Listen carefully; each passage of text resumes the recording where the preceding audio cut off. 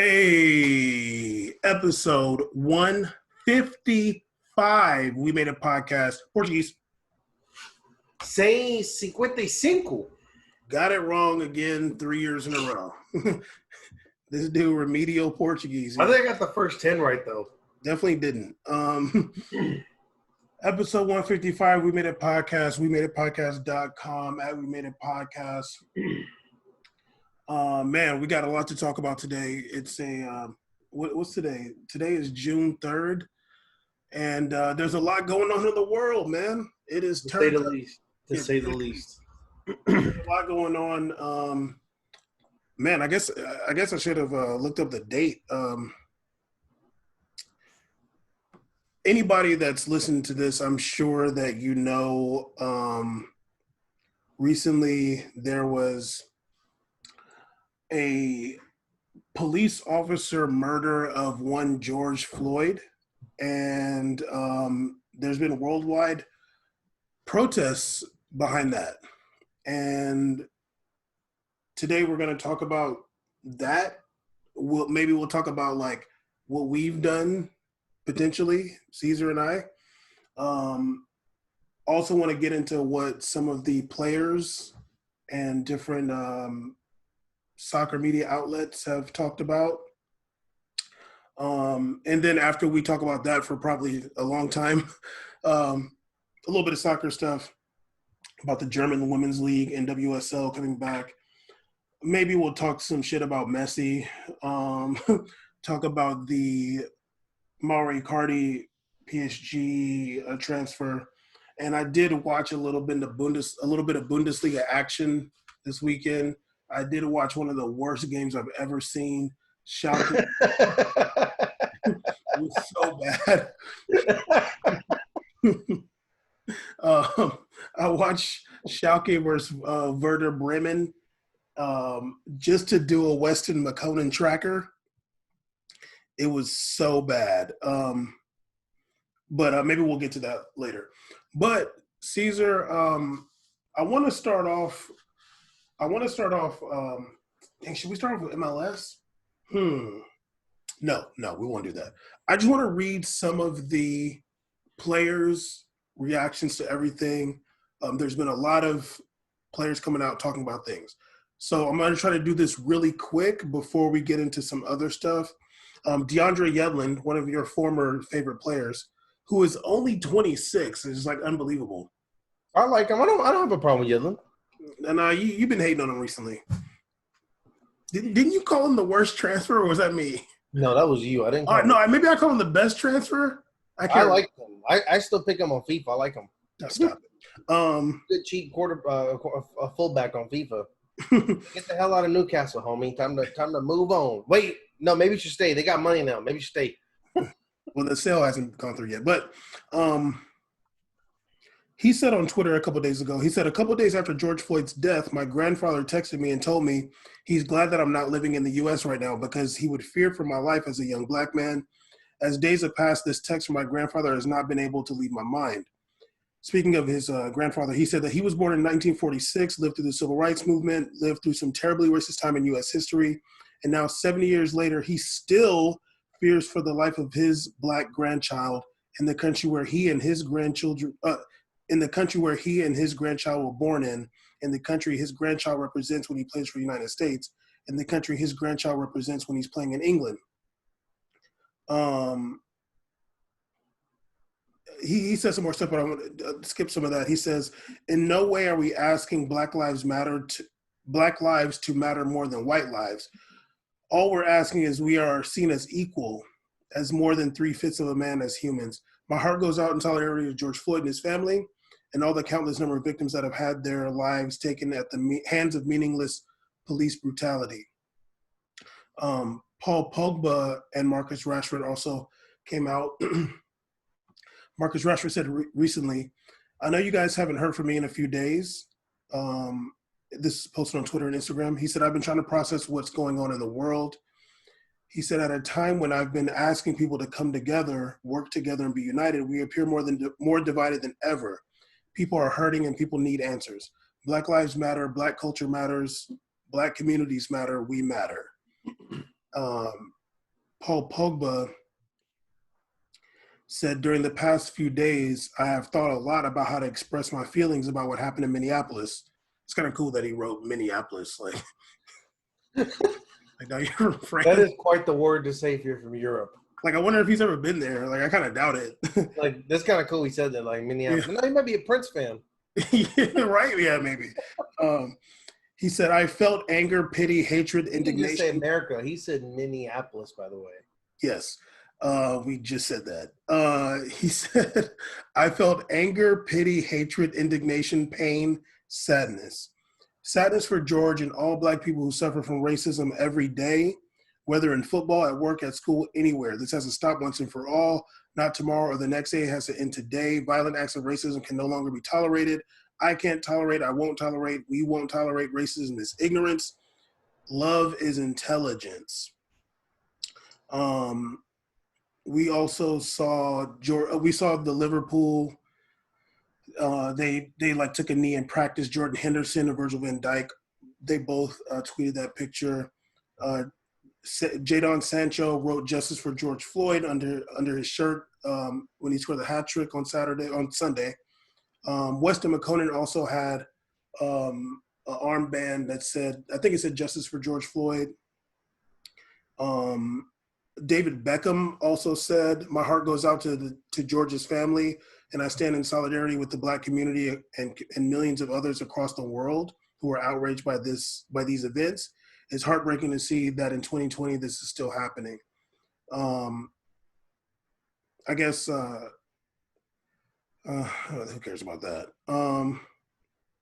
Weston Makonnen had a bit of a statement. He talked about his responsibility to speak out about things like this. Marcus Thuram took a knee after he scored. Oh, also your boy Ashraf Hakimi had a shirt that said "Justice for George Floyd," which I thought was cool. Okay, let's, let me just get the rest of these out and then we'll talk about us. What's his name? Johnny Infantino said that the Bundesliga players who showed solidarity with George Floyd deserve applause, not punishment. Which I thought was kind of cool. The head of FIFA saying that. He said we must say no to racism and any form of discrimination. We must say no to violence, any form of violence. That was Johnny Infantino. Your boy Terry Henry also had something to say. This is really long. That's way too long to read, but he was talking about I'm going to skip it. It's really long. If anybody want to see what Terry Henry had to say, it's on Twitter. Kevin Prince Boateng said, it's not enough that everybody is just posting a Black picture now. It's too easy because people are scared to stand for something, say something because of their sponsorships or followers. Why aren't you speaking? Why aren't you saying something? A Black picture is way too easy. No. Prince? Yeah. Zach Steffen, actually, the goalie that plays for the United States. I don't know where he plays for his club. I don't know. I feel like he plays for Dallas or something like that. Who does he play for? I'm going to look it up. Okay. I'll be knowing no American players. I didn't even know he was. Okay. Overseas, okay.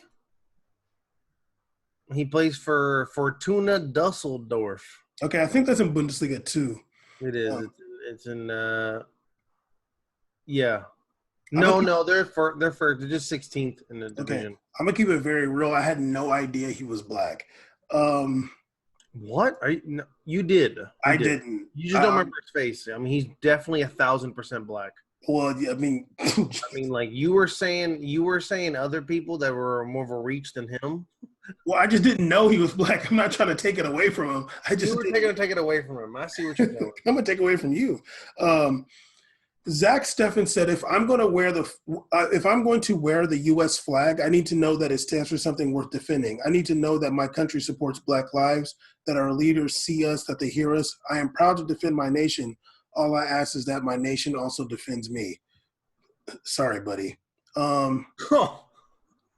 Why is everybody from Pennsylvania? There you Also, Bleacher Report put out a statement. I'm not going to read it, and also MLS put out a statement, which I'm also not going to read. But yeah. So I mean, this incident is it's not one of the things that's just kind of been blown over like a lot of other situations are. Um, Everybody's talking about it. You know, everybody seems to like feel like they need to talk about it. Obviously, the video was like really hard to watch. I'm gonna keep it all the way real. I haven't even watched the whole thing yet, personally. Um, but I get it, and I mean, you know what?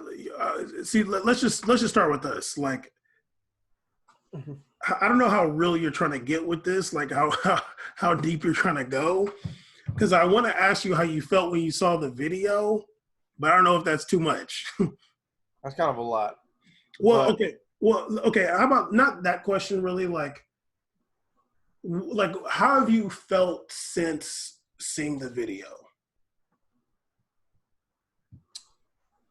I think initially, I was just like, it was like watching the video just kind of for me was like a culmination of like all the truths I knew, like just being verified right there. Like everything that I like kind of already knew and felt and feared in terms of just, being black and dealing with police in America and like my fears growing up as a kid and when I was younger and my situations dealing with police officers. It was like that was the ultimate like it seemed like the ultimate like example for me. Like this is why I feel how I feel.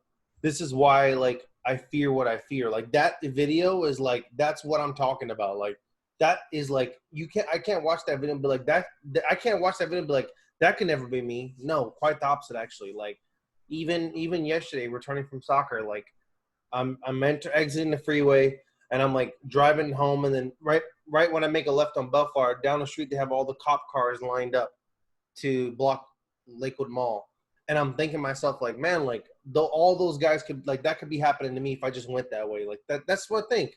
I'm like, and it's like crazy that I'm making a left just to go home, but it's like right there. Like that is like four blocks away could be my death. That's like crazy. Like you don't think that way about anything in life. Like I can drive through the worst parts of America. Just drive through them. It's fine.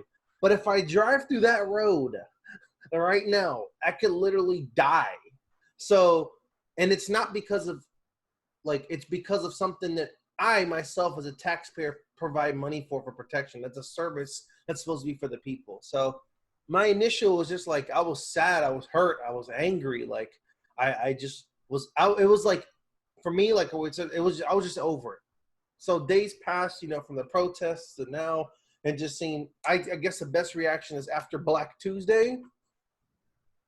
It's just felt to me where it's like now it's just like okay, like my biggest fear about all this has been, please don't let this be 2 weeks and then it's over. Like please don't let this just be like, oh, we already forgot like the names. We already forgot what happened. I mean, to keep real, it almost seemed like everybody forgot what happened to Sandra up until like today. Like, like that, like I don't want things to just go away and just pretend like it never happened. And yeah, we had social media. We went crazy on social media. And then people started doing, oh, well, we were out there looting. We let our voices be heard, or we were out there protesting. Our voices were heard. But like I wanted to see change happen. I want to see the actual process of why this started for. I wanted this to been a launching point for reformation and like things to be changed. But now I just feel like it's great that all these people, even from soccer around the world, are putting their input and celebrities around the world. I think it's awesome that Pogba in France is dropping Minneapolis. That's lovely. But at the same time, it's like I don't care. They could know about this and they could never comment on it. It doesn't matter to me because I'm caring about everybody within the lines here. Within the lines here, like what are we doing to change this? So I still have hope because it's too soon to like give up. It's too soon to see signs of like it being bad right now. Like in terms of like not me give up on the cause, but give up in like terms of what's going to happen. Like, oh, it's over. Like I still see positive signs. Like for example, today it was announced that they upgraded to second-degree murder. for the cop. Like things, you can tell things are happening, but now I feel like the inside of me, like the light is like flickering now. Like, well, I think people are just gonna something else is gonna pop up, like some coronavirus thing, and we're all just gonna start transitioning towards that or whatever. And I'm gonna be sad because it feels like with everything that happens in this country, it's something's an issue, and then 2 weeks of it's a problem. Then after that, we have another thing that goes on. We're just constantly flip flopping and transitioning over to things instead of directing energy, accomplishing goals, finishing objectives, and moving on to the next objective. We don't do that as a nation. Well, that's going to depend on you and just you. So we're hoping that you don't forget. I'm not going to forget, dog. Okay. Before I talk about myself, I want to talk about another player. I don't know if you ever heard of this guy, Nedum Onuoha. He used to play for Man City. Who? Nedum Onuoha. I feel like you're saying it wrong. Well, Nedum. Who in the hell? You never heard of him? What's up with this picture of this cut on his face? Damn. What is this picture that pops as his first picture, yo? I never heard of him, but my breathing life now. Okay, well, he used to play for City, and he played for QPR, but now he plays for Real Salt Lake in MLS. Oh, cool. Huh? That's cool. Yeah. But he talked about what's going on, and he actually had a lot to say. He said that he was talking to BBC. He said, "I'm always very wary of how I behave and how it could be viewed by people who have power." Talking about living in America.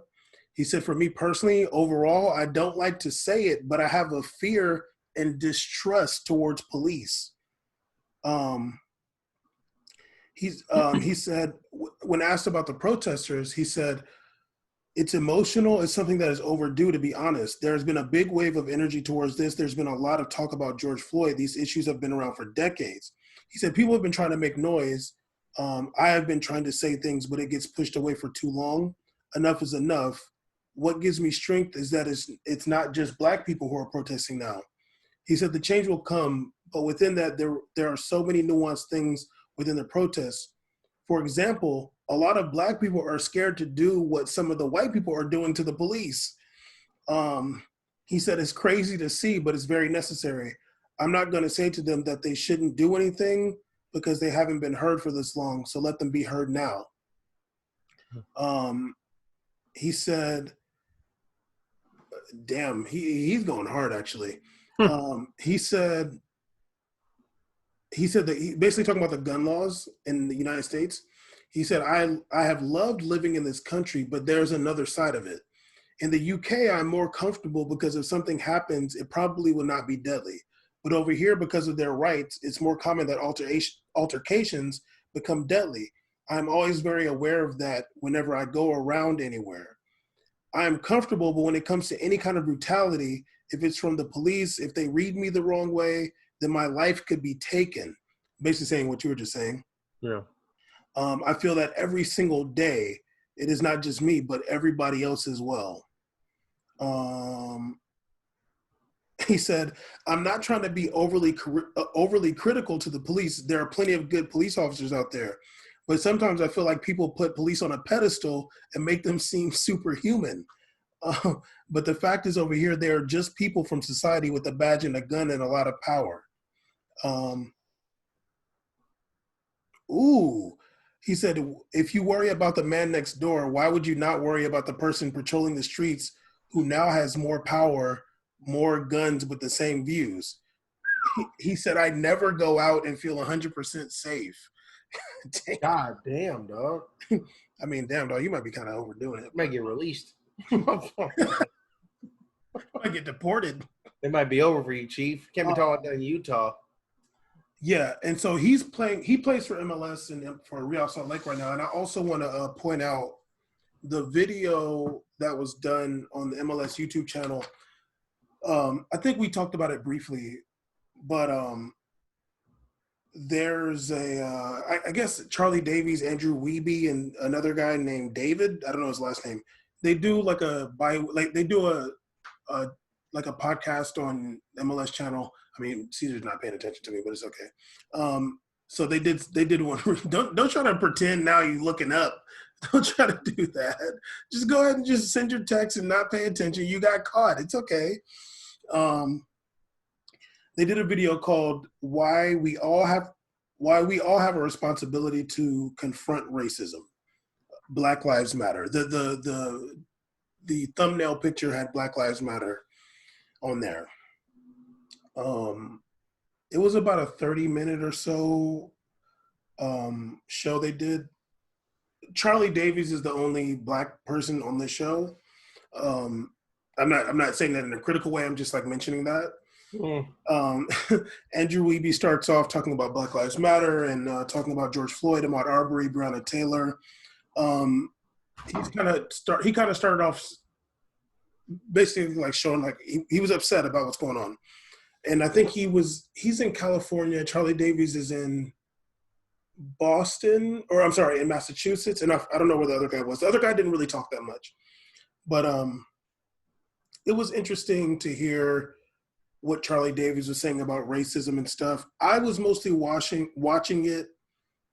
Like, while I was watching it, I found myself being kind of critical of Charlie Davies, and I was like, okay, you know what? I don't want to do that. Like, I'm not gonna come on the show and attack him. But I mean, I should be attacking Caesar for paying attention to me. But really, I just wanted to see if they would talk about police brutality. I noted that it's already like in the 20th minute, and nobody's mentioned the police at all. And at some point, Andrew Wiebe said he said the words something about like the way people are policed, but he didn't talk about police brutality. Really, the only time somebody was talking about the police was when Charlie Davies was saying that he feels for the cops, basically, and kind of like feeling sorry for the police. And like I get it, but at the same time, like, it wasn't a cop that got killed in that video. Like, it was the cop killing the dude. And I just want to say the stats for it right now. That video came out 2 days ago, or no, yesterday. Right now it's at 2,500 views, 174 likes, 62 dislikes, of course, and 94 comments. Most of them positive, but like maybe about 2,500 views. I'm sorry. 2,500 views? Yeah, which is not like that's decent for one of their videos. God damn, it's so low. But more telling is like the 174 likes and the 60. I'm not surprised about the dislikes. That's like, of course. Yeah, I'm not surprised either. And maybe like a third of the comments, about a third, I don't want to say half, about a third were negative. Well, I'm sorry, about a third were positive.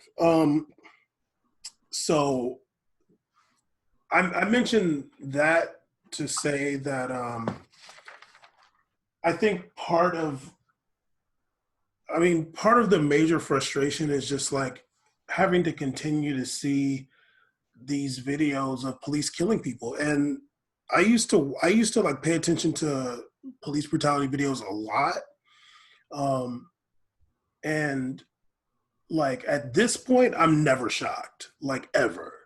I mean, I've seen the craziest things, like for somebody to say, oh my God, to the George Floyd one, like I've seen so many videos where it'll be more shocking than the last one. Like, and basically never is the cop charged for murder or arrested, like ever. So it wasn't shocking for me to see what happened with George Floyd. It's heinous and terrible and it's hard to stomach, but it wasn't shocking because it happens a lot. And for me, it's never, oh my God, it's like, God damn. Like again, like damn again. Over and over again. Yeah. And I wasn't really shocked.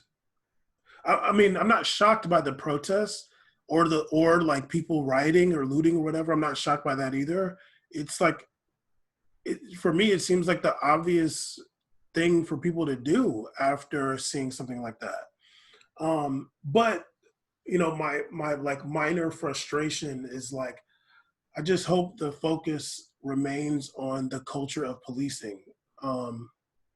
Because we have a real problem in this country specifically. I cannot speak for other countries. In this country, people are scared of the police. In this country, the police operate like a gang. There's no transparency. There's so much just violation of people's rights. There's so many people, like most black people in America don't look at a police officer, like when they're wearing that uniform, they do not look at that person as their fellow man. Like they don't look at a police officer the same way you like see a dude, like you just walk by and you say, "What's up?" Like You don't see the humanity in them. no, and because you feel like they don't see the humanity in you, and Yeah. it's made obvious when you see videos like what happened to George Floyd. And with a lot of them, like they the way they treat you, like Yeah, they're nasty, they're rude, and yeah, they talk to you like as if like it's weird. It's like, how do you interact with people like in the regular setting? Why do you have to like change the way you interact? Like we're all humans here. It's just weird. I don't know. yeah, But when you do see a cop like that, it's like oh wow, okay, well okay, like okay. yeah, you don't believe it. Yeah, so I'm like, what are you up to? Yeah, exactly. You trying to get me to be an informant or what? Like trying to set me up? Yeah, like, and it's really just the culture. Like it's the culture.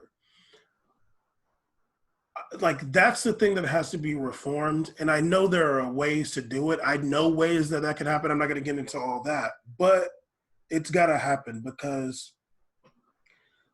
like we shouldn't live in a country where we feel like we got to be afraid of the people that are supposed to protect us, because obviously there's people talking about like abolishing the police. I don't know if that's what we need to do. I don't know. I'm not saying that isn't. I don't know, because I know that there are instances where people need protection. Like I think of domestic violence, like violence within the home, or like in certain instances, like you need people to come and be there for people. I know of, I'm not going to get into the exact story, but I knew a woman, she lived in another country and she's felt like she had no protection from any kind of like police or anything. And there was like bad things happening to her. And she said when she moved to America, she felt like there was like she had like some protection. Like if she called the police, something could happen.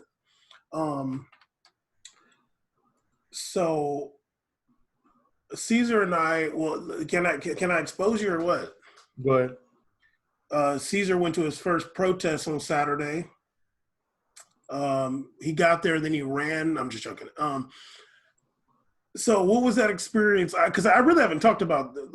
I mean, we went together, obviously. I haven't really asked you like how that experience was for you. Now, if you get on here and start capping, I will come for you. So you better be honest. If you get on here and start capping and don't expose me about what I was saying to those gentlemen at the top, don't expose me. Okay, but if you start capping, I'm gonna expose you. Oh, I'm not gonna cap. If you call me out for capping, I'll expose you. That's my strike back. Nah, to be honest, I don't know. I think when I went to the protests, if I'm not gonna cap on here, I would love to say to everyone that like I felt a sense of fire in my belly, and like I really wanted to like, if as things escalated, I would have been all down for it. But to be honest, I didn't feel like that. It felt good seeing. I think the good things I felt, and I like the unity. I like the sense of unity. I don't like that people post online saying like, oh, like, why aren't white people or people light skinned in the front lines? I mean, I saw tons of people of different colors and background, not only leading chants, but being right in front and, doing their part. We both saw like this mother and her child riding around honking more than anybody, using up all that gas in that Honda Civic.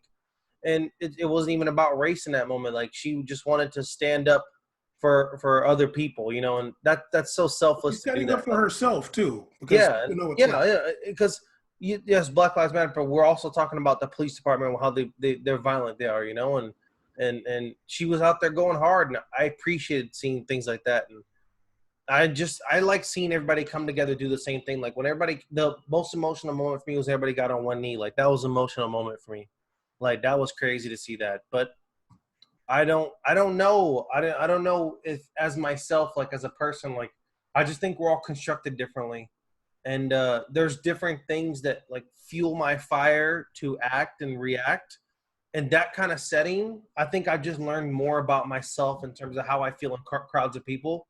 I don't really like it. Like I started to feel uncomfortable for a little bit. Mhm. So I'm learning that about myself, and it feels weird to say that. I mean, like Brazil has all the culture about like carnivals and all that stuff, and I just noticed that it's not really the most comfortable settings for me. But when like I'll say it again, the protest was extremely peaceful. I enjoyed joining in with everybody, being there with people I consider my family, and we're yelling and saying nice things to officers on top of rooftops and lovely things. I enjoy that. Like I enjoy that space. I felt more comfortable because to be honest with you, you were on the show. Like there's probably no one else. I mean, I was asked before to go do this, and I said no to people. And you asked me to go, and I'll go because like you're someone I feel comfortable going in that setting with. But it's just that's it's outside of my space, but it felt good in my heart knowing I did it for the first time. And for my first time going to protest, it was something like that. It wasn't a picket line for other things in the past and all this stuff. It was something that at the root of my heart, not only have I, of course, not at the scale George Floyd and other people felt in America, but I felt that sense. I've been in that experience. And of course, like I said, not violence as much, but I've been in that feeling before. I felt that way. I know how it feels. I've been in situations with officers before. I know. So it felt good to be there and like yell and just let that emotion out. Because to be honest with you, I was feeling like caged in, like almost like for the day leading up to that. Going to the protest allowed me to like really like open up a lot, you know, and just hear other people. So I'm probably rambling about the same thing, but because it's just emotional for me. Like so, Uh, it was good to go there, and I'm really happy. And if people, I heard there's more coming up. You know, if you've never been, make sure you go with a group of people you trust and you care about, and feel the same way as you, and go during these daytimes and express yourself or whenever you feel comfortable. If you want to go later and do your thing, do that too. Like I'm not going to tell you not to how to live your life, but this was my first time was this, and I honestly like will never forget that, and I definitely will consider one in the future as well too, especially my friends if they want to go to something that hopefully we don't have to do in the future.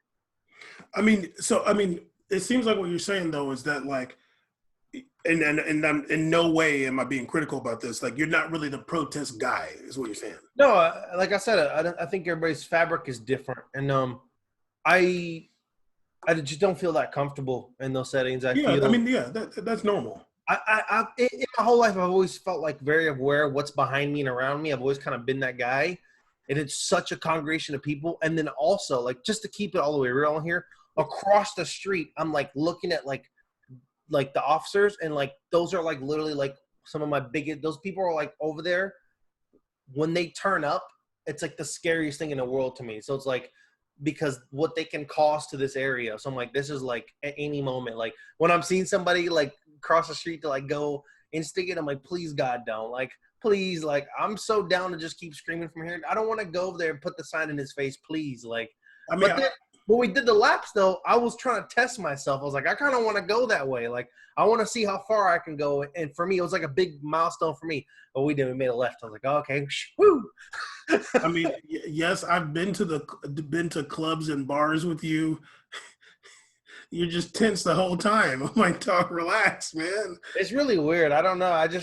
It's something I'm like learning myself later in my years about myself. I'm like, I guess I just don't like being in environments with a whole bunch of people. Yeah, I know what you like. You like to be doing. Show the camera how many screens you got in front of you. That's what you like. Yo, but I was like being outside too. Calm the hell down, down. I'm joking. Yeah, so we went to the protest on Saturday in the city of Orange, in Orange County, and yeah, it was like I've been to many protests, and this was more of like a protest, like stationary protest, not really a march.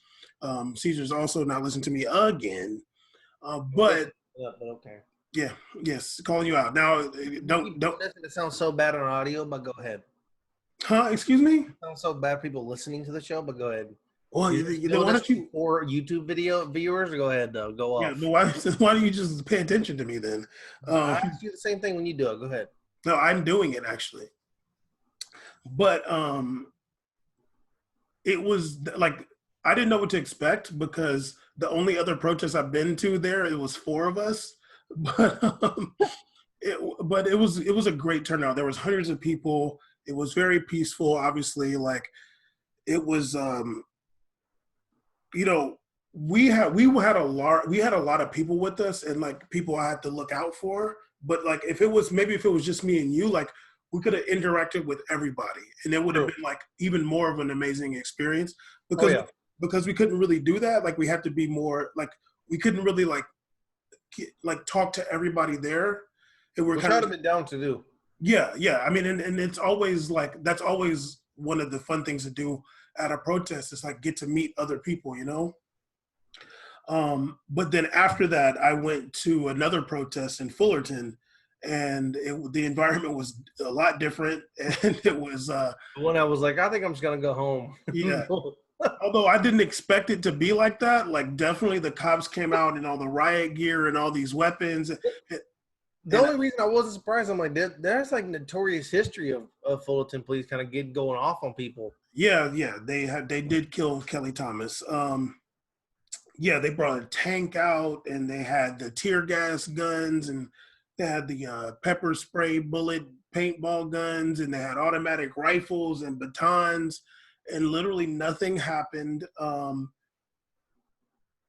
it was just weird to see somebody who like you could easily live by them and just looking at you like you're just you know it's almost like a video game and it's like some kind of like creature like you wouldn't feel bad to kill that creature, you know, like and like that's how they're looking at you and you're just like Like when you see the videos and pictures of you see them over there with like all their equipment, tanks, and all that stuff, you know, like, and you're just there with like with your sign. It's like you're so naked next to them, and like at any moment they could just like turn up and just like, dude, we're all like, you could literally be neighbors. Like I said, you yeah literally be neighbors. You could literally know somebody for 20 some years. I mean, I was having an interesting conversation with someone I really recently deleted who I basically was like been around my whole life with, you know, like this person was my like I played sports against him a long time. We're really good friends. We're a day apart on birthdays. It was always a joke in school. And this person started talking to me as if like I was like I'm like a whole different person. I'm like, dude, we're like raised in the same area. We're the same people. You just chose a career path. It didn't mean you chose like you didn't choose like some kind of blood oath like against people like against people that aren't, you know, representing the blue lives. Like, hey man, like literally like same background. Like I know your mom. Like what's going on here? So that's kind of the scary, sad thing. It's like almost like it becomes like a cult. Like what happened? it's a gang It's a gang, and it sucks because like as much as you hear like, oh, you know, there's really good ones. There are like absolutely like I'm not gonna say the bad. I've had a good interactions with officers before. Like I in my job, they're there. The thing is like in life, you could say the same thing about like people who do crime and do violent crimes. They may have friends that are kind people. They may have buddies who affiliate with the same lifestyle they live with, but they don't do these things. But that doesn't mean the person that does the good represents all of them. The thing is in any other work situation, in any other situation in life, if there's people doing bad things, it's reflective on the company, the brand, the everything. So what do? They clean out, they reform, they fix, they come up with a strategy to make sure these things aren't happening anymore. But in the police department, it's not done that way for some reason that I would love to know. Why is that the only department and everybody that they go, just disappear for a little bit, take some time at home, come back, and everybody forget about it? Like, why? Why is that? Why don't you get in trouble? And if you get in trouble, you just basically get like a transfer. For example, like one of the things they talk about when Garcetti hired the LAPD chief, he retired collected a $1.7 million bonus and got rehired. Like, I mean, like, this is corporate moves with taxpayer money. So there's a lot of things going on here that in any other situation, people are fine with calling to action. They bring out the pitchforks. They do all this in the comment section. But for police force, it's like this gang, and then there's the gang of like followers and bootlickers online that push the narrative to the other direction. And if you're against it, if you believe in reformation, if you believe in change, then suddenly you're against like policing, and you don't know the real statistical data because you don't know that like colored people kill each other more. Like that has nothing to do with what's going on. The issue at hand is the violence in between minorities, black people, Mexican people, anything. That's an issue in itself. But right now we're addressing you killing us. That's the problem. We can fix our community, but first, how am I supposed to fix my community if you're killing me too? How am I supposed to fix that? Why don't like maybe we could take half the money the police department gets and invest that back into those communities where people are allegedly killing each other? How about that? New York's police budget, I believe, is $1.7 billion. Like, dude, or maybe it's 400 million. I might have that number wrong. Like any regardless. It's always a third of the budget. It's like always a third. It's like the city of Irvine, the most highest paid person is the police chief for the top Irvine. 5 safest city in America. Literally do nothing. Their death rate is like so low, it's crazy. And they even adjust the statistics for when deaths happen on university campus. They flip the statistics for that because of the suicides on campus. So it's like. Dude, it's so good over there. That guy gets paid the most out of anybody in the department. Not people there. So it's so many issues going on here. Another big one. I remember when I was at the University of Hawaii. The state of Hawaii has a lot of money issues because their primary income comes from tourism. The university campus raised its tuition for its students 5% every year. 2 to 5% every year I was there. They raised the tuition.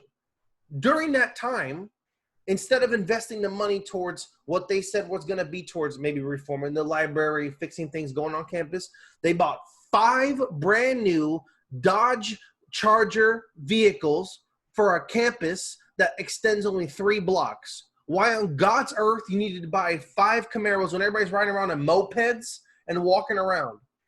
Like they're just doing what they want with the budget. They're not for the police, you mean? For the police, yeah, they bought 5 Camaros for the police. Like, there's issues all presented to ourselves, but only people like AOC can go on Twitter and call it out for what it is. But we need to see more, and people now people are doing their end. They're in the streets rioting, they're protesting everything. What do you think what's it going to take? Like, what's it going to take to address this? Yeah, I mean, I don't know. It's going to take a lot. It's going to take a lot of people talking about the real issues. Like, we really got to do something about that. Like, we got to change that whatever way possible because, yeah, like you said, they just get transferred. Like, how come Ray Rice couldn't come back to the NFL?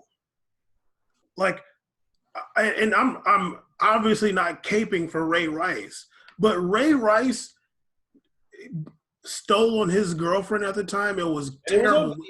We saw it. And then a week later, they got married. Now, if Ray Rice never touched the NFL again, the NFL came out and did all kinds of PR about domestic violence.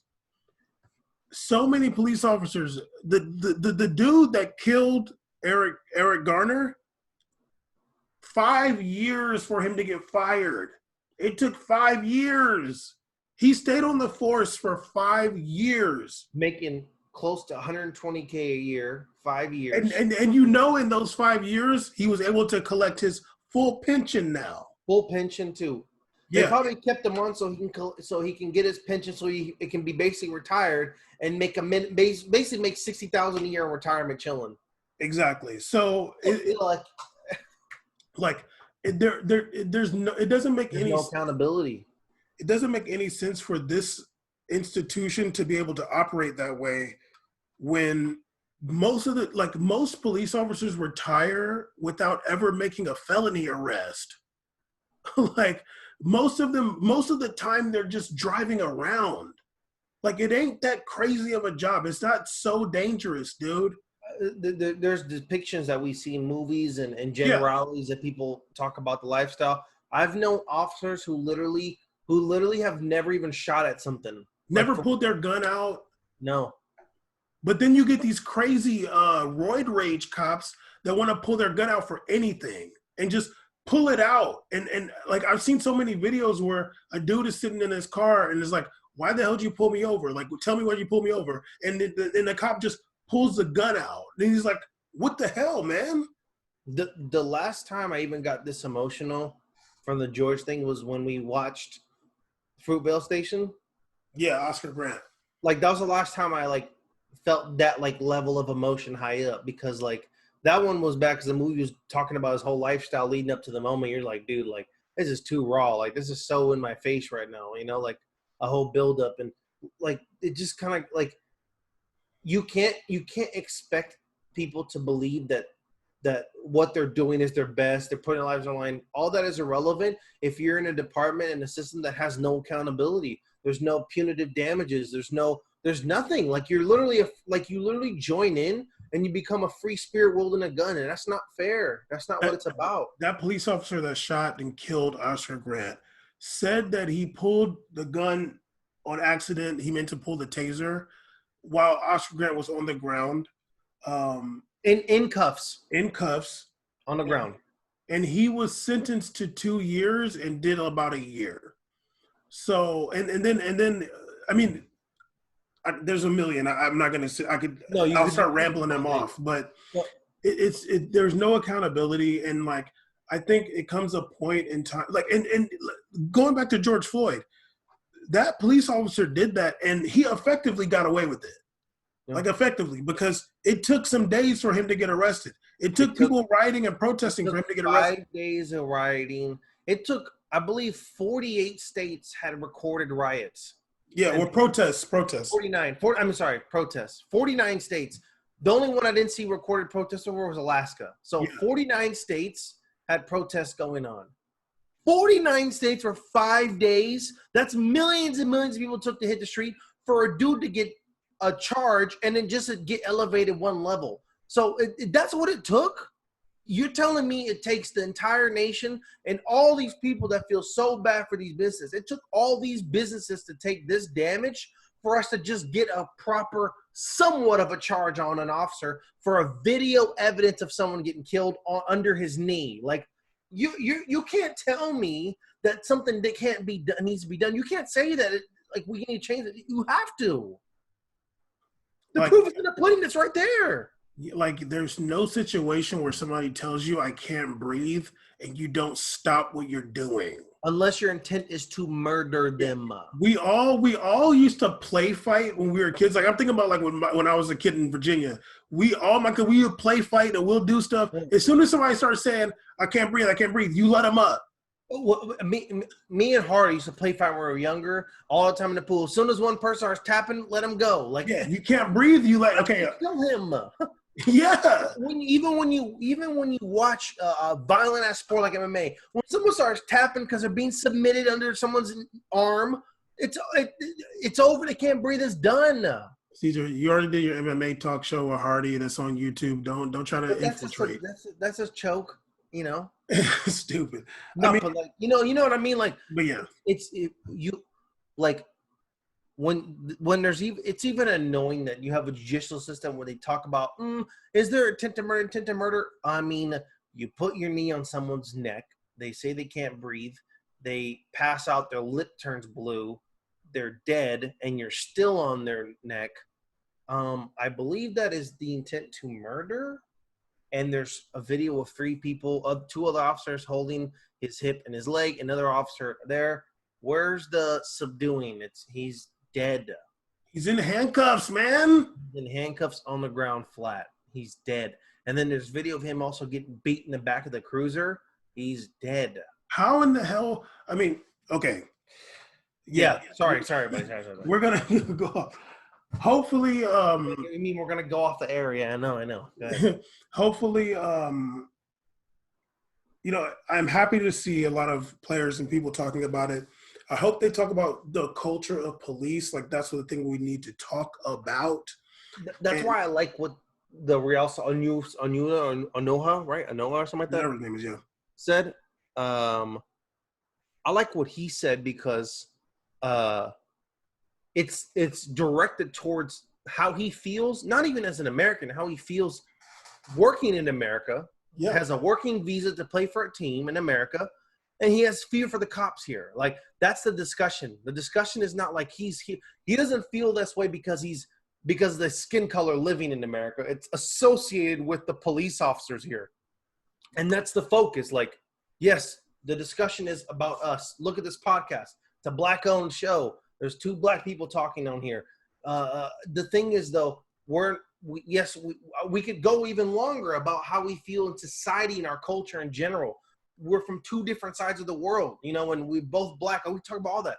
But the discussion is about how we feel in terms of how the police force has been in America during our time alive here, how it's been in the past, how it is now. That's what the issue is, and that's what the focus is. And that's why, once again, what AOC is so important, that tweet she sent out, it's not about, just like black people in general. She's talking about the police force and its influence over people of power within Congress and other top elected positions in America. That's the problem here. Yeah, she said people are scared. It's mafia shit. Corleone might have been right. Al Capone might have been right. I mean, yeah. I mean, it's like so much in popular culture, like so many movies and stuff. There's always corrupt cops. Like nobody it's not even weird. Like it's like, yeah, like, there's some corrupt cops. All the like, time, there's a cop taking some side money, putting his glove. It's like it's not even. It's in the face and it's okay. It's right there. Yeah. It's not like some like wild thing we're saying. It's been engraved since movies in the 50s. Yeah, and I think at this point we're also talking. I mean, this is the last thing I'll say. Like we're also at this point talking about white supremacists being in the police force. Yeah, people that have like a vested interest in like harming people of color. That like for anybody in a white supremacy group or just affiliated with that lovely lifestyle you live, what safer, easier path could you take financially and mentally beneficially for you than to be a police officer where you can go enact all these crimes on people of color and even white people that you may hate that associate with people of color than being a police officer? Who's going to press you? What are you going to do? You're going to get transferred from San Bernardino County to San Diego County? Oh my, life is terrible. You got to murder somebody, get to move. What the hell? Like, are you gonna go from Brea to La Habra? Oh God, no! and then Long Beach to Lakewood. The thing is like my dream is to like my sad dream is the day they come out with like tapes of like the conversation between the chief and the guy who got in trouble. I can imagine how disgusting those convos are. Like it's probably like just the even the videos of black people getting murdered are bad, but to me the next level is the discussion with an authoritative figure that is saying basically like, thank you for your service. You've done wonderful here, but we're gonna have to ask you. Like, I can imagine these words just like murdering me inside. Oh, I'm sure it's worse than that. God, it's probably so bad. Yeah. Like what they're doing to you is wrong. Like, oh my God. Dude. No, you've probably been like, yeah, okay. You guys said high five, butt slap. Good job. Exactly. Yeah. Keep it up. Yeah, exactly. Anyway, it's not even like this is everybody in the world is talking about this. Everybody knows what's going on, but keep active, everybody. A little bit of soccer stuff before we close out. Really quick, the German Women's League I think it has restarted. They're gonna do some kind of tournament, or they just restarted. Damn, I could have sworn I read this. Did I forget? Whatever. The German Women's League is starting back. The NWSL is supposed to start back as well on June 27th. They're going to do like a month-long tournament called the Challenge Cup in Utah. Apparently Hope Solo is against it though. She's saying that the women's game is kind of being used as guinea pigs. I don't really know how I feel about that, but they're gonna. I don't agree with her, but all right. Yeah, We had the guinea pigs. yeah. Bundesliga is a gym, guinea pigs. Yeah, Bundesliga, the whole Bundesliga is a guinea pig round. They're going hard in these streets. Yeah. Oh. Let me write this down actually before I forget about Weston Makonnen later, because I didn't tell you this, but I'm so excited to tell you this about Weston Makonnen. Okay. Also, really quick, Messi. By the way, are you sore? We played. Caesar and I played soccer yesterday for the first time in months, and boy, Yo, I just like move my back right now. I'm like, ow. You know you're sore when you can't like really sleep right. Like I'm trying to sleep and my legs were like pulsating. It was so bad. I woke up. I was like limping. I was like, this is a recovery effort right now. Yeah, I was like, man, I really miss Sparkleberry. like literally my back right now. I was like, it was amazing yet terrible at the same time. Messi, I feel like Messi's kind of shook out here. Okay, I'm just gonna read some of what he said, and then we'll tell you what I think he's trying to say. He's basically saying that football or life, nor life will ever be the same. He said most of us are left with doubts about what the world is going to be like after everything that has happened. Beyond the confinement and the situation that took us by surprise, many people had a really hard time because the situation affected them in some way, and has happened with all those who lost their family and friends and could not even see them. There are a lot of negative things in this crisis, but there could be nothing worse than losing the people you love the most. Soccer, like life in general, I think will never be the same. Then he kind of talked about how they're trying to win Barcelona, whatever. I honestly feel like Messi's really scared, and I think he's trying to like have like an out to retire. I think he might retire after the season. I think he's gonna say like, yeah, like I just don't feel safe, and I'm gonna retire. It to me it seems like that he's such a megastar. Like it's like he wants to play this fine line in between. I don't think he wants to play at all right now. Like I think it takes him a lot to like just get him into the season forms, like how he goes, like how his style is, how his body reacts, and he seems like, especially in recent years, he seems so injury like prone that like something like this is probably a big risk for him that he doesn't really want to take and doesn't want to do. So I can imagine he'd rather the season be canceled. He probably wishes he was playing in France right now. He'd be chilling at the crib. But yeah, I mean, I'm not going to dive into his character because I already do this all the damn time. You kind of already know what he is. And if you don't, then it's because you're just a fanboy. But, if this is my thing for Messi, if Messi doesn't want to play, which sounds like to me, I hope he's like using that energy towards other things. You know what I mean? Like at least dedicate that space. He protesting? Huh? He protesting? He's definitely not protesting. They were protesting in Spain. Yeah, but he wouldn't. Just doing other things. It's. I'm not gonna like. I think from the beginning, this coronavirus situation, I never wanted to be the person trying to tell people they should play or not. Like that's not what I wanted to do. But like you not playing? I mean, if everybody else comes out, like I don't care if Weston McKennie don't play or like or like Makonnen. some rando, but like Messi, damn dog. I mean, especially if everybody else comes out. Yeah, to me, it's like you're making a lot of money, and like what does that mean? Like, what about these people? Like, you're saying the sport is not only for those that are just trying to get by, or what's going on here? Like, also, I read that they're going to ask. It's probably a rumor. I don't know how true it is, but I saw an article saying that Barcelona is going to ask the players to take another pay cut too. Excuse me. Speaking of an Argentine, your boy Mauro Icardi is. I'm really annoyed because the headline said they reached an agreement, like PSG reached an agreement with Inter, and then in the article it's saying that they're still talking about it. Basically, they literally the worst ever at this stuff. It's the worst for me is like the Newcastle thing where they're talking about Newcastle making inquiries when the deal hasn't even been through yet for them to receive this money. How can you make it? If I get a call saying that Newcastle wants my player, I'd be like, you don't even have the money yet. Like anybody would do that in this space. Like it's just the room. Soccer is the kingpin worst rumors because of all these. They should be sued for these misleading headlines. Facts. Imagine reaching an agreement and be like, we're still talking. Huh? They're saying that it's going to be 50 million euros. Initially, it was going to be went down. Initially it was supposed to be 70. They were saying, but right now they're saying it's 50 million. I don't know though if that's like. I mean, I think Icardi's he's actually worth less than that.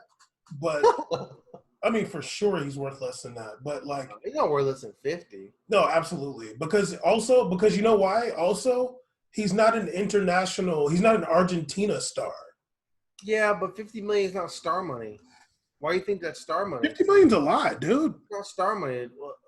Pulisic got more than that. That's not star money. Yeah, but Pulisic is an American star. Like there's like some eyes there. They don't give a for the American star though. No, but there's marketing money to be made off Pulisic.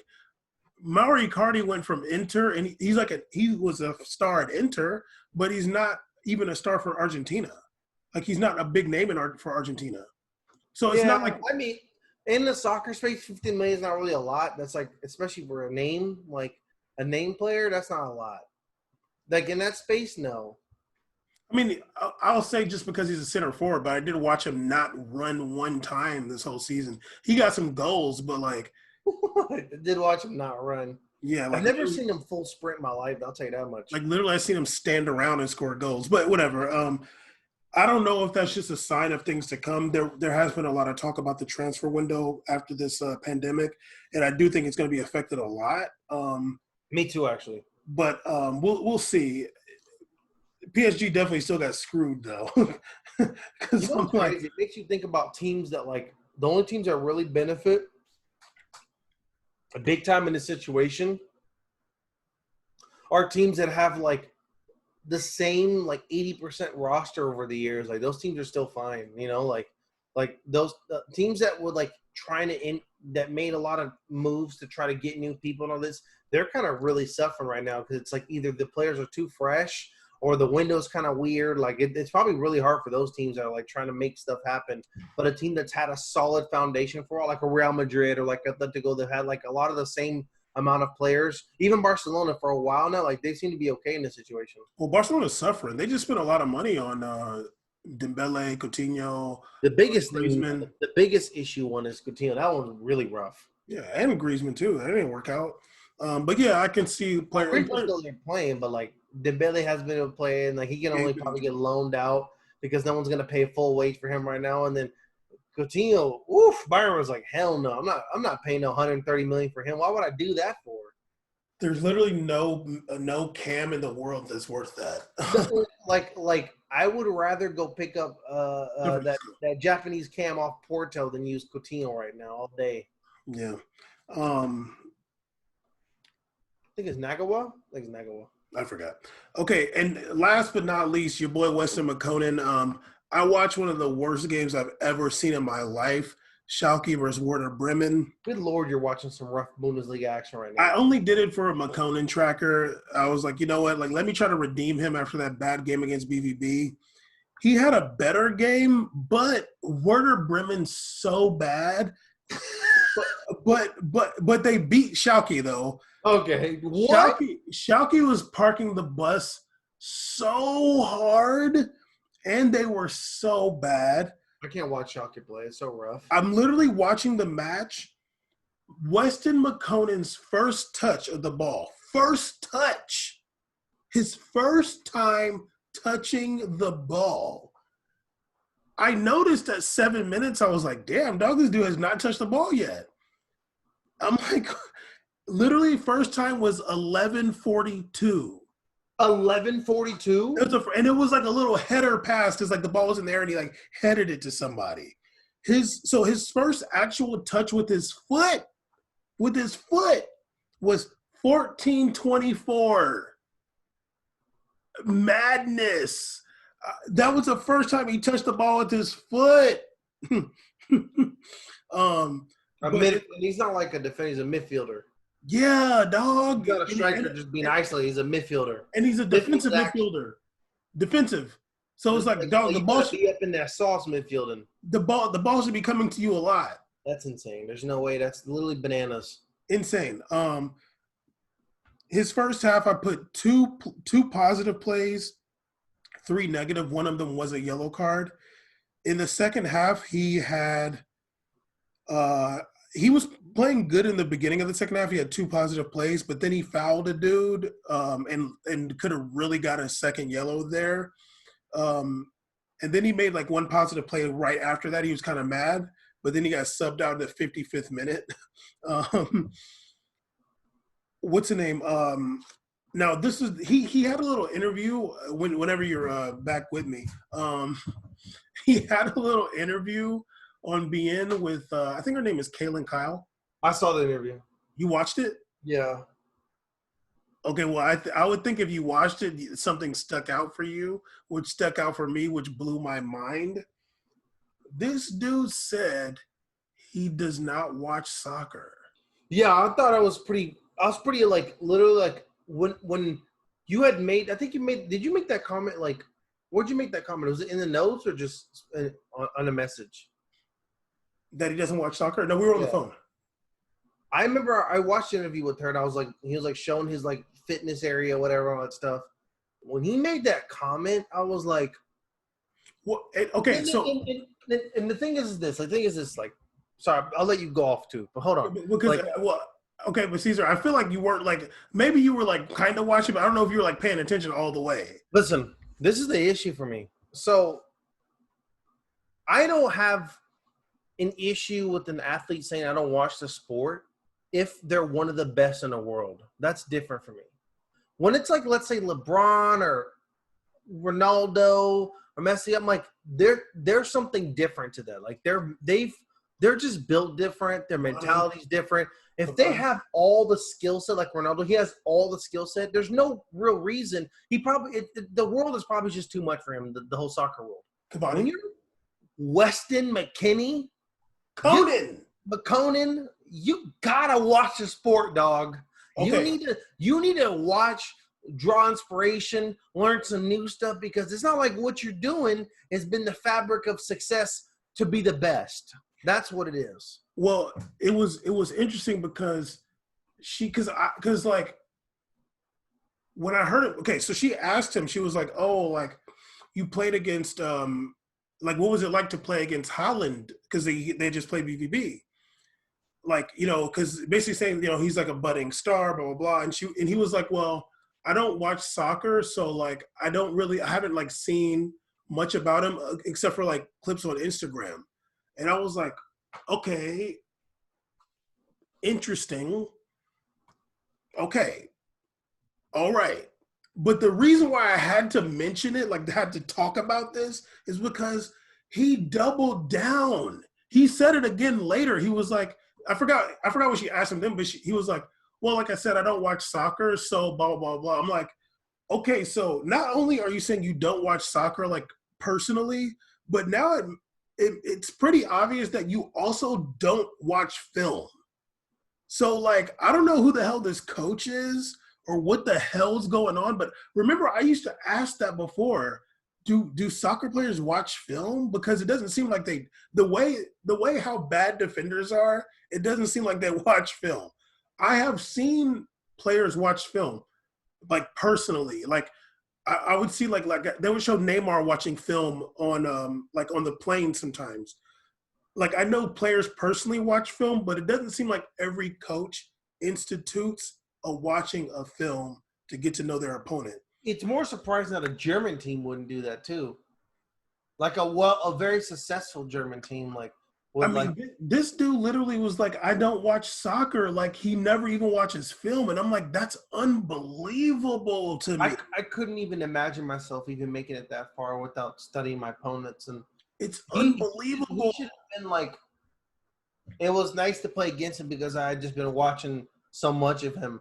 Like, I noticed all the tendencies. It was fun to, like, be able to go in person and try to, like, defend against it. Like, you know what I mean? Like, anything, like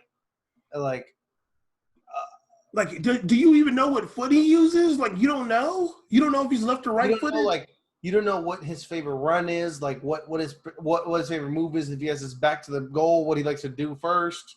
Like, it's crazy. Like, you're telling me that this dude doesn't even have to watch film. You're playing a game. Like, it's not a sport anymore. It's just like a game. Like, you should just come play with us on Saturdays. Like, what the hell? I couldn't believe that. I'm like, damn, dog. And like, he's saying it with. It's like, what is his desire? Like, He's like saying it with pride. Like he's cool. Like, I don't watch soccer. Yeah, no, and that's not. I don't want to bring that up, but that's what I was kind of noticing about him to the interview. Like he's dope or something. I'm like, dog, can you relax? Like, dog, I seen you play one of the worst games I've ever seen in my life of a midfielder against BVB. Like, you're not even good. CDM, and you're not even like thugging for real. Like, no, like you're not good. Like you're. You don't have like the CDM thug. I forget your CDM. Like, oh, you're CDM out there. Damn. This dude said like he wants to play an EPL, and they're like, but you know what he said too? He was like, yeah, I would love to play an EPL one day, blah blah. And he was like, she was like, oh, I think this was when he said it, because she was like, oh, like what team do you think would fit? And he was like, well, I don't watch soccer, so I wouldn't really know. And then he was like, well, I know not Arsenal because it's like too tiki-taka for me. And I'm like, this dude is so whack to me. Like, you're like literally saying you're not that good. You don't even care to like study the game. And like, how can you say that about Arsenal? It's so stupid. And like, yeah, like he can't play for Arsenal. You're definitely not good enough to play for Arsenal. For sure. No, like Guendouzi's 3,000 times better than you. Yeah, like Lucas Torreira, like you're insane. Like you can never do anything on Arsenal ever. Like I can't even imagine. Like, maybe that's just a construct of me. I can't even imagine like looking at a team. First of all, the fact that he doesn't watch any teams is already annoying. But like, looking at a team and going like, I couldn't play there. You know what I mean? Like, and not even being a striker, like being a center defensive mid. What are you talking about, dog? Yeah, what are you talking about? What, are they going to make you go up too much? Are they going to make you stay back to like what would in a center defensive mid position would be so annoying on a team that you're looking at a team with probably some of the best CDMs in the world at their age, like age that Lucas Torreira and Guendouzi are. Like, there's two CDMs guys that can play both ways. That are super talented and great defenders. How could you not want to look at it and be like, yeah, like I'm better than those guys. I can play there. Like, well, no, he knows he's not good, and like that's whack. He knows he's not good. That's so sus to me. Yeah, and it's like, okay, well, like maybe you can go play in the championship then. Like maybe you know what I mean. Like, you're not even American. Americans are supposed to be thinking they're the dopest thing ever. What the hell is wrong with you, Weston? Well, it just kind of was like maybe you're complacent. And it's just kind of like, damn, dog. Like, I mean, I don't know how many players watch film. Like, I don't know, like, what coaches think watching film is important. I can't imagine that you have ambition as a coach and you don't say, like, let's watch some film. Let's see, like, what these – like, if they got good players, like, let's see what they like to do. Let's see, like, do they – like, you don't even know that Alexis Sanchez always goes right? Like, you don't know that? Like, like come on, dog. Like, you know, it's funny. Yesterday when we were playing, I mean, this is random to put on the podcast, but whatever.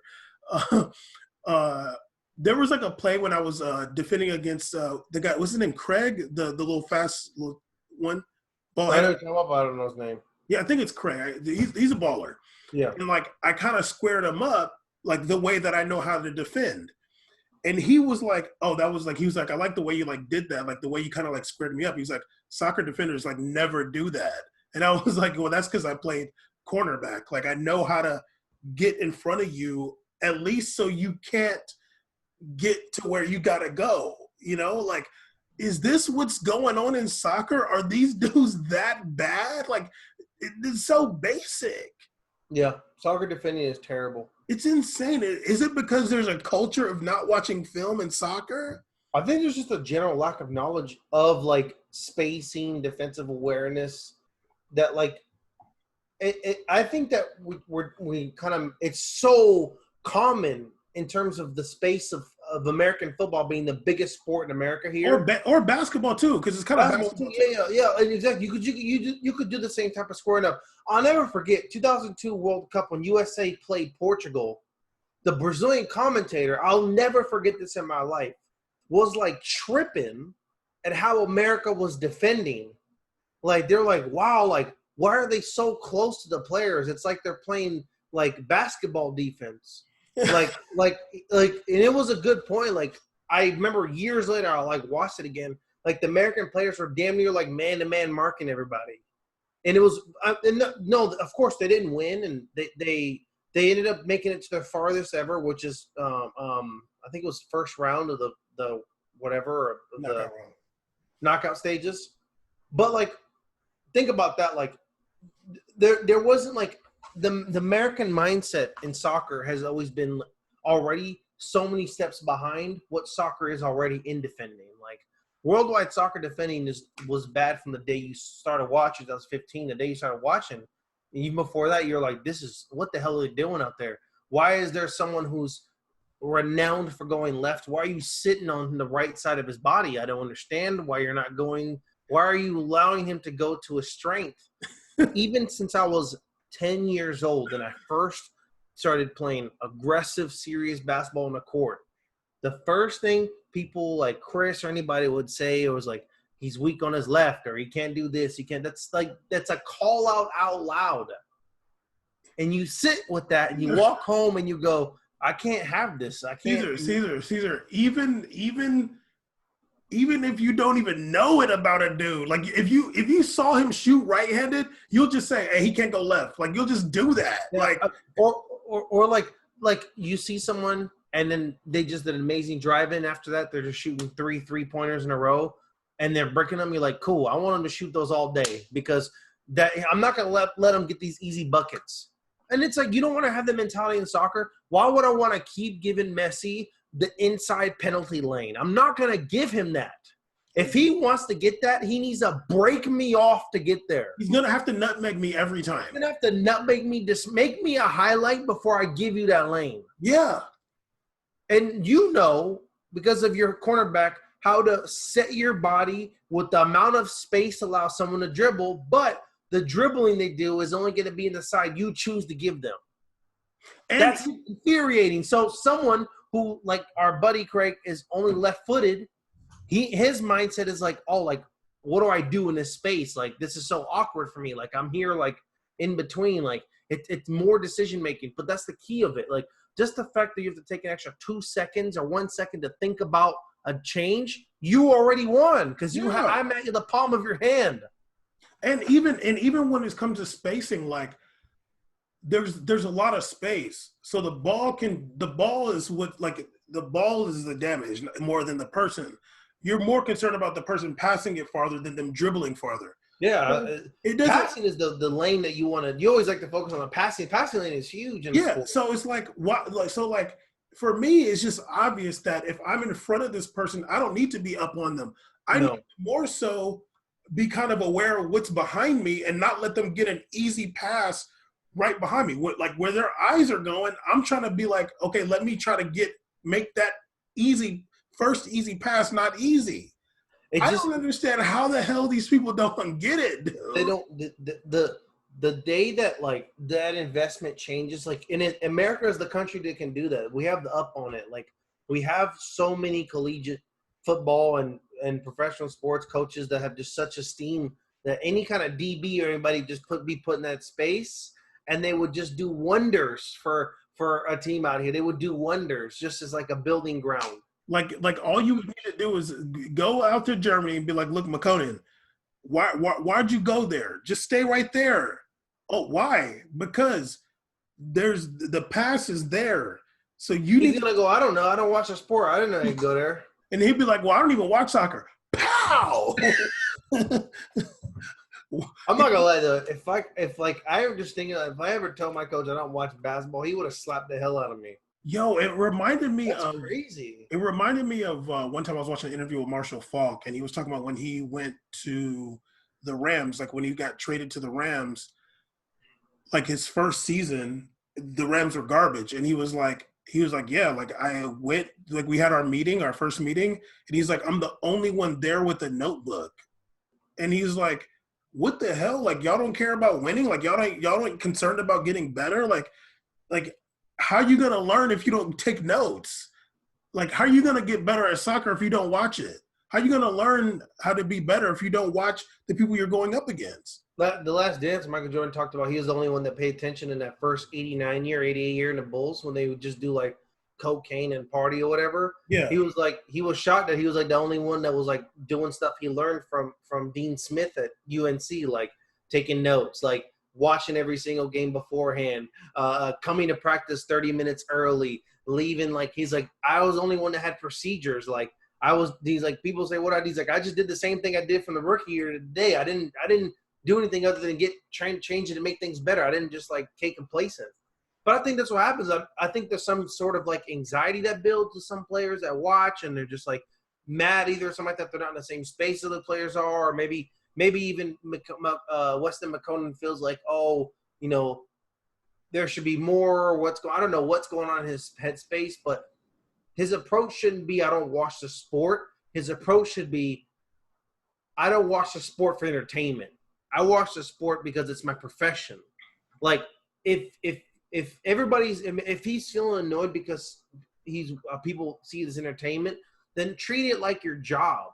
Treat it like this is treat it like you could do so much more and you could build so much more. I mean, you're an American player playing in Germany, and you're probably the best American midfielder. Like arguably, I don't really know any other American I don't know any other midfielders that are better. I don't know. I mean, so he should at least see himself as that. So his approach should go, you know what, like, you know, I'm whatever I'm doing, I'm still at Schalke. That means I can still do more. That means I can still get better. Schalke shouldn't be seen as an endpoint. It should be a launching point for you. What it seems like is that he, like, I think you mentioned the word complacent. Like, it just seems very complacent. He seems comfortable. Yeah, he's like, well, I'm good enough to play here. Like, that's cool. The career. They treat me nice or chilling. Yeah, which you know, I don't want to be mean, but I fucking hate that. I hate that. And me too. But I'm sorry. I you know, like, I know it rubs me the wrong way. But if that's his mentality, okay, like, I guess you shouldn't be honest about that, you know. But don't tell me that. Yeah. So I mean, it just seems like he's just like, well, like I got this far by not caring a lot, by not watching soccer, so I'll be fine.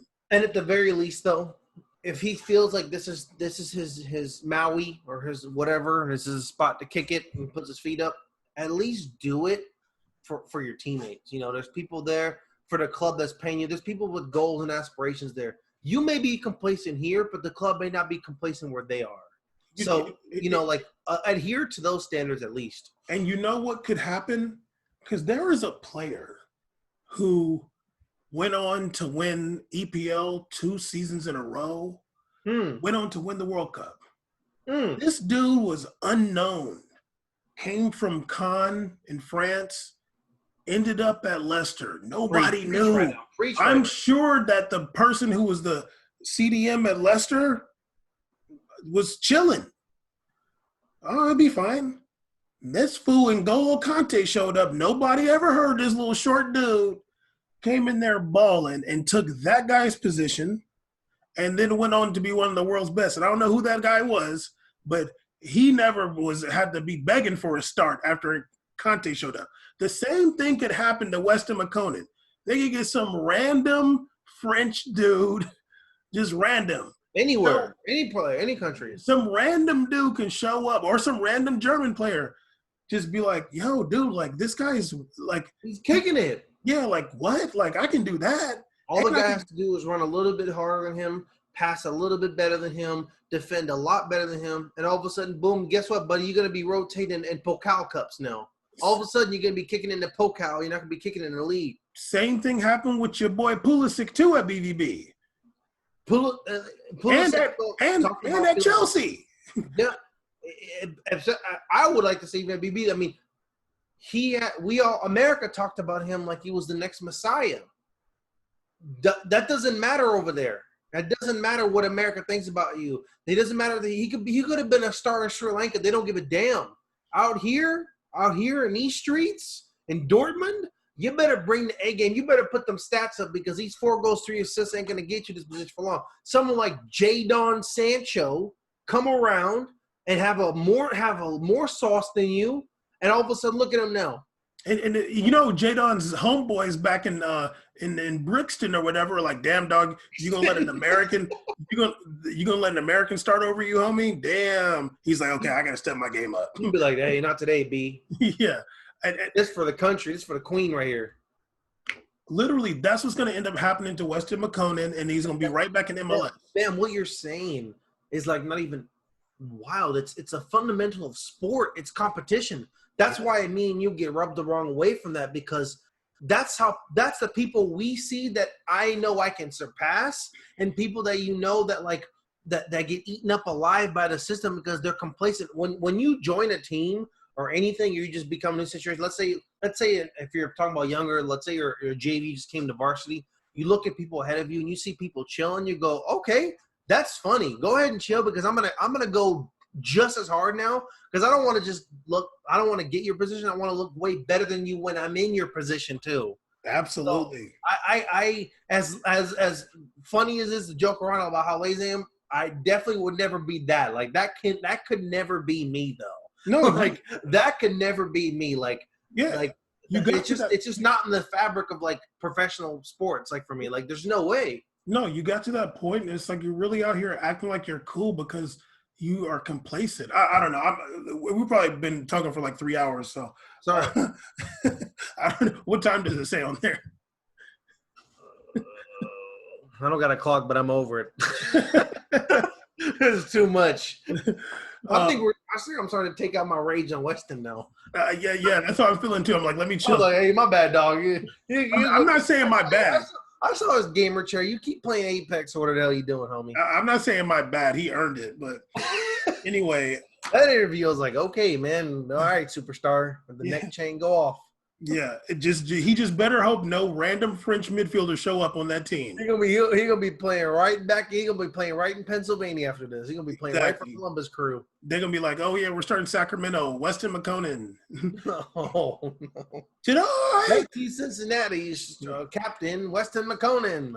Tonight. Anyway, episode 155. We made a podcast. I'm glad we didn't just keep it heavy the whole time. We got to like go off on somebody. But yeah, I don't want it to be all that. Yeah. Make sure you're subscribed. I mean, we are a black podcast. Everybody's talking about the black businesses, the black stuff. Hey, tell a friend to tell a friend about us. We've been doing this 3 years consistently. I'm seeing all this love about these black shows. Yo, what can we get a share? Who's sharing this black show? It's a very black show. Going harder for Americans and black people around the world than us. Nobody talk about racism and all this stuff. Nobody had the solution for racism in soccer except for us. Discussions. Except for us. We have brought out ideas and brainstorm solutions for the community and the sport in the world. We talked about the women's Haitian FA and how those girls are treated. We've talked about racism. We've talked about Balotelli. We've talked about it all. Yeah. There's not been a topic we haven't touched. We've made Ronaldo African. We declared him African. Declared it. We discovered it. You discovered it. We looked at the map. We did mathematics, and we went, look at that map up there. Right there, you're not going to tell me that man's not African. You're African. You know what I'm saying? Him and Hesse, both Africans. Him and Hesse and Cavani. Anyway. It all started with Hesse and me looking at where the hell Hesse is from. I was like, oh, my God. Well, Ronaldo, you too, buddy. And Cavani, you too. Anyway, we made a podcast. I'm even entertain that. Especially not Luis Suarez or Cavani in that combo. Okay, how about this? Stop. Luis Suarez is obviously black, but Cavani's not black, but he's Basque, I think. Who? Cavani's Basque, I think. So y'all, I have to talk to my dead aunt. So if Cavani's Basque and you're Basque, I think that would make him kind of black too. I got to think about it. Okay. As our Basque resident, I'll let you think about that. Okay, thank you. Because if you and Iñaki Williams are both Basque, yes. Cavani might be there. There we go. But anyway, yeah, we made a podcast, episode 155. Make sure you subscribe and all that stuff, and YouTube, whatever. Holler at us.